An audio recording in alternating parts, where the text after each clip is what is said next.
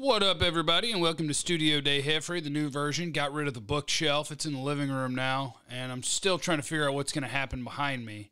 And as a non-handyman, it took a while to do this, and now I can already tell that it's all wrong. Heights are wrong, spread out is wrong. Do I need different stuff back there? I don't know. But that's a wanted poster for Johnny Ringo. That's Doc Holliday, Say When. What's that one? That's Bob Ford. He's the one who he killed Jesse James. And then I got Jon Snow and Tyrion Lannister. So I don't know. I don't know what I'm doing here. We'll see. But anyway, Cowboys stuff of the day. I want to start off with the Jeff Driscoll thing. He stopped by with the Cowboys for a visit, and they didn't sign him, at least not yet. I think they should. I think they should sign Jeff Driscoll because here's my thing with quarterbacks. The backup quarterback thing, I am a big-time fan of the Tom Moore theory. Tom Moore, the former offensive coordinator of the Colts, when Peyton Manning was wearing number 18 and Peyton Manning was taking all the practice snaps and people were like, hey, why aren't the backups getting some snaps? You know, what if they have to play? And he said, if 18 goes down, we're effed. We don't practice effed. And he didn't say the word effed. He said the actual word. And I believe that. I believe that about quarterback. But there are some scenarios where maybe you have a winning record and maybe you just need 2 or 3 weeks. And I think Jeff Driscoll's the right kind of dude to sign to be your backup quarterback. I mean, we saw what happened when you ran the Nooch out there. Garrett Gilbert actually played well, so if you want to try that, that's fine. But Jeff Driscoll, I just remember when he killed the Cowboys, and that's not a reason to sign a guy because he beat your team or because he played well against your team. But it's the way that he did it. Like, Jeff Driscoll's a 4-5 athlete. If you're just a below-average quarterback or even worse, but I don't have to care about your health, and I can just tell you, go run all the time and see if you can keep us in a game or two. I dig it. I dig it. So I actually hope they sign Jeff Driscoll. Now, I asked people for questions to test out the new Studio Day Heffrey, and give me your feedback on how stupid this looks in the comments on youtube.com/Jeff Kavanaugh.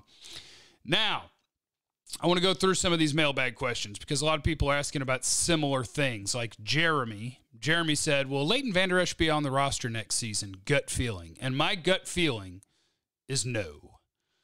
My gut feeling is no. The Cowboys can say that they declined the 5th-year option but that they're also open to working out a long-term deal with Leighton Vander Esch. It doesn't make it true. I mean, I guess if the price is right, and by right, I mean super duper low, then maybe they're open to that.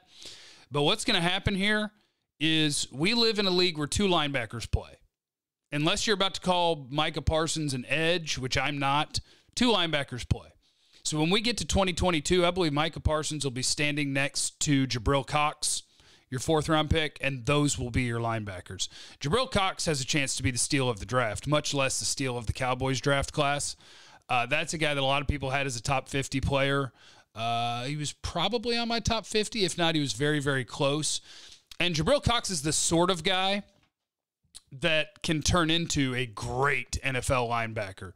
You think about some of the best guys in the league, and some of them, when they're coming into the league, they're really good in coverage, but, they're a little skinny, and, he's not a dominant force against the run. The guy who immediately jumps to mind is Darius Leonard, where in college, he's kind of skinny and he's not really the most forceful tackler, but boy, he can really drop into coverage and play tight ends and all that. And voila, you develop into one of the best linebackers in the game because coverage is such a big part of it. So I think Jabril Cox has a chance to turn into an absolute baller. And a year from now, I think he's starting next to Micah Parsons, and you've moved on from both linebackers. That is my guess. Odin, along those same lines, says, out of Vander Esch, Jalen, and Keanu Neal, which linebacker stays next year? You're going to make me look up Keanu Neal's contract. If it's a multi-year deal, I would say him. If it's a 1-year deal, no, he's on a 1-year deal. So unless he's happy being a part-time player, I don't think it's him. I think there's a decent chance the answer is none of them. Jalen's under contract, and if people get hurt or if you don't think Jabril Cox is ready for the job, you could keep one of them around. And in that scenario, Jalen's the one that's already under contract, so you might make him the front runner. But I think if I've got 2 guys that I like, I would probably rather my 3rd guy be Vander Esch because it's not as important that you're healthy because you're my 3rd guy. You're not going to be out there all the time. But I think there is a decent chance that none of those guys are here a year from now because Van Der Esch's contract is up, Keanu Neal's contract is up, and Jalen Smith's going to be making a bunch of money to watch other people play. So I would think that all three of them are going to be gone. Angel Elephant says, who will get the most targets in the wide receiver core? Amari Cooper. When CD was drafted, I predicted he would be the best receiver on this team in the 2021 season. And I'd still love to be right about that, but I think I just wasn't giving enough credit to Amari Cooper as a real-life number one receiver. I think Amari will get the most targets on this team. Now, if CD gets the most targets, that's a good thing too, because it means you are destroying people from the slot. But I'll go with Amari. Danny, how much should I put on the Cowboys to win the next Super Bowl? Vegas odds is 25-1. 0. I mean, gambling is fun, so, like, I'm not going to stop you. And 25-1, like, that's fair. That's fair odds. They could win the Super Bowl, but I ain't betting on it. Russell, what is this defense's new realistic ceiling? And is it enough to win big, since the offense should be extremely explosive? The defense's new ceiling is complicated by the fact that they're going to be relying on so many rookies. Chauncey Golston, the defensive end, he's going to play. Osa Odighizuwa, he's going to play. Kelvin Joseph, he's going to play. Nahshon Wright might play.